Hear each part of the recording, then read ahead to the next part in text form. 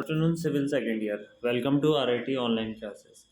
तो आज हम लोग शेयर स्ट्रेसेस इन बीम पढ़ेंगे। पहले वाले उसमें ये था कि जो शेयर स्ट्रेसेस और बेंडिंग स्ट्रेसेस एक साथ था, अब ये दोनों अलग अलग हो चुके हैं।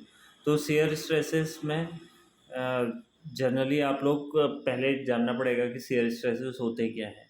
ठीक है, अब जब कोई बीम आपकी किसी लोड को पजेस कर रही हो, कोई एक्सटर्नल लोड उसमें लगा हो, तो उसमें क्या होते हैं, स्ट्रेसेस प्रोड्यूस होते हैं। मतलब अपोजिशन उस वो बीम ऊपर से आने लोड को अपोज करे।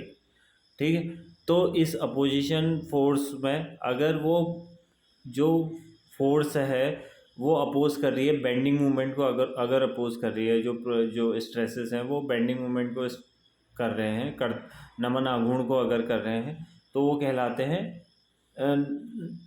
आपके बेंडिंग स्ट्रेसेस। और अगर वो शेयर फोर्स को अपोज कर रही है तो वो कहलाते हैं शेयर स्ट्रेसेस। तो इसे ही शेयर स्ट्रेसेस की डेफिनेशन यहाँ से निकल जाती है। तो इसमें आपके मेनली दो थ्योरम्स हैं जो काफ़ी इम्पोर्टेंट है जड़त्व आघूर्ण से संबंधित। आई से जड़त्व आघूर्ण मतलब मोमेंट ऑफ इनर्शिया से संबंधित। तो वो है, एक तो थ्योरम ऑफ पैरेलल एक्सिस, एक है थ्योरम ऑफ परपेंडिकुलर एक्सिस। तो आई, इसमें आप देख रहे हैं कि इस फॉर्मूले में नहीं, इस आपके जो डायग्राम है इसमें ए बी के पैरेलल G1 है और सी डी के पैरेलल G2 है। तो G2 से बाहर सी डी तक की दूरी H2 ले ली और G1 से बाहर ए बी तक की दूरी H1 ले ली। तो इन्होंने मूवमेंट समांतर अक्ष प्रमेय ने एक फॉर्मूला दिया, अगर एरिया ए है तो इन्होंने आई ए बी जो निकाला है वो I G1 प्लस AH1 का स्क्वायर निकाला है। और सी डी, अगर सी डी का आई कैसे निकाला हुआ है, I G2 प्लस AH2 का स्क्वायर। तो इस तरीके से आपका आई निकल जाएगा। जो आई होता है वो अलग अलग सेक्शन के लिए अलग अलग होता है, जैसे रेक्टेंगुलर के लिए अलग होगा, सर्कुलर के लिए अलग होगा, इस टाइप से। तो इसके बाद थ्योरम ऑफ परपेंडिकुलर एक्सिस है, इसे कहते हैं आपका ये एक तो समांतर हो गई, एक लंबवत हो गई। तो लंबवत प्रमेय जो कहलाती है वो होती है जो इसमें आपने निकाल लिखी है। तो इसके बाद अब चलते हैं shear stresses at section of beam. अब शेयर स्ट्रेसेस हम किस तरीके से शो करते हैं किसी बीम में। माना कि हमारी एक बीम है, उसमें लोडिंग चल रही है और लोडिंग के कारण उसमें स्ट्रेसेस प्रोड्यूस होते हैं। ठीक है, तो ये जो सेक्शन मैंने ऊपर से शेडेड रीजन का दिखा रखा है, इसमें हमारा स्ट्रेसेस प्रोड्यूस हुए हैं ऊपर से आने वाले लोड्स के कारण। इसका एरिया हमने ले लिया कैपिटल ए, और इसकी लेंथ और विड्थ, मतलब विड्थ और हाइट इसकी ये है। और आप जैसे जानते हैं कि जो इसकी ये इसके न्यूट्रल एक्सेस है, जो बीच में मैंने डॉटेड लाइन से दिखा रखी है, ये इसकी न्यूट्रल एक्सेस है, मतलब कि इसके बीच को मतलब बिल्कुल बीचों बीच की। और इससे जो बाहर तक के डिस्टेंस कहलाती है, इसके सेंटर जो हमारा सेक्शन है उससे न्यूट्रल एक्सिस की दूरी क्या कहलाती है, वाई बार कहलाती है, जैसा कि हमने पिछले चैप्टरों में पढ़ रखा है। तो यहाँ पर आपने क्या कर दिया कि जो बेंडिंग मूवमेंट आप जानते हैं एम से डिनोट होता है। इसके बाद वी जो है, यहाँ पर कैपिटल वी एक नया चीज़ आई है, इसे कहा है शेयर फोर्स, कर्तन प्रतिबल। ठीक है, आई है मूवमेंट ऑफ इनर्शिया, जैसा पहले से पढ़ रखे हैं।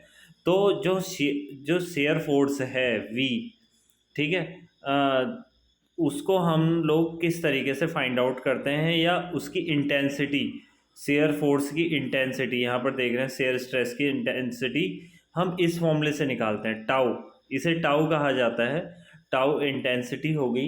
इंटेंसिटी हम निकालते हैं कैपिटल वी, कैपिटल ए मतलब एरिया, वाई बार मतलब कि डिस्टेंस फ्रॉम न्यूट्रल एक्सिस, और आई मतलब मोमेंट ऑफ इनर्शिया, बी इसकी विड्थ है, जैसे कि बी यहाँ पर आपको दिखाया गया है, ये बी लिया जाएगा।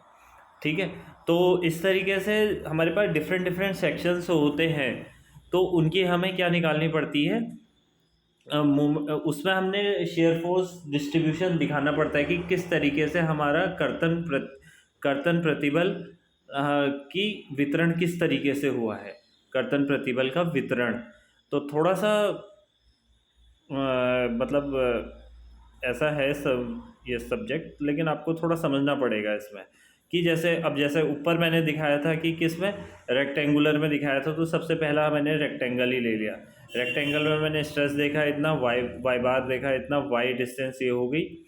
तो अब यहाँ पर आप देख रहे हैं कि जहाँ पर तक स्ट्रेस प्रोड्यूस हुआ है वहाँ पर तक मैंने वो डिस्टेंस ले लिया वाई बार अपने शियर फोर्स डायग्राम में। वाई बार ना उसे टाउ ले लिया है, और ये टाउ मैक्सिमम कहाँ होगा, बीच पे होगा बिल्कुल, जहाँ पर सबसे ज़्यादा इसकी वैल्यू आ रही होगी वो होगा टाउ मैक्स। ठीक है, टाउ मैक्स। तो यहाँ पर से आप देख रहे हैं कि जो आपकी टाउ का फॉर्मूला तो A Y bar upon I B है।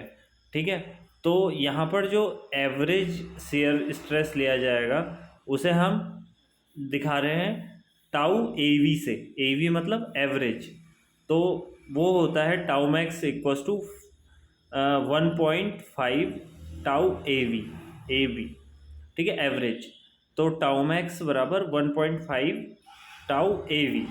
तो इस तरीके से आप ये इस चीज़ को याद रखना है, tau max equals to 1.5 tau a v. अब टाउ मैक्स क्या है, जहाँ पर टाउ की वैल्यू सबसे ज़्यादा है, और टाउ ए वी क्या है, टाउ एवरेज है, शेयर स्ट्रेस का एवरेज है। ठीक है, सर्कुलर सेक्शन के लिए सेम मैंने डायग्राम बना रखा है कि ऊपर शेडेड रीजन में जो लोड आ रहा है वो है, और यहाँ पर टाउ इतना है, टाउ मैक्स यहाँ पर इतना है। इसके बाद आपने क्या कर दिया, tau max equals to 4/3 tau a v. इसकी वैल्यू थोड़ा सा अलग है, ये आपको याद करनी पड़ेगी। तो जनरली कभी कभी ये आपके आ जाता है फिलिप्स में कि टाउ मैक्स रेक्टेंगुलर सेक्शन के लिए टाउ ए वी के कितना होता है, तो आपको 1.5 लिखना पड़ेगा, और सर्कुलर के लिए 4/3 लिखना पड़ेगा। तो ये है आपका सर्कुलर के लिए। अब आई सेक्शन के लिए भी इसी तरीके से होता है कि आपका इसमें डिस्ट्रीब्यूशन दिखाना पड़ता है। जैसे कि आपका आई सेक्शन आ गया, ऊपर से लोडिंग है, तो आपका जो शेयर स्ट्रेस डिस्ट्रीब्यूशन बनेगा, कर्तन बल वितरण बनेगा, वो इस तरीके का बनेगा। इसके बाद एल सेक्शन के लिए इस टाइप का बनेगा, और आई सेक्शन के लिए इस टाइप का बनेगा। तो ये था आपका इस चैप्टर का पूरा, ये आप इसके नोट्स बनाएंगे और नेक्स्ट क्लास। Thank you.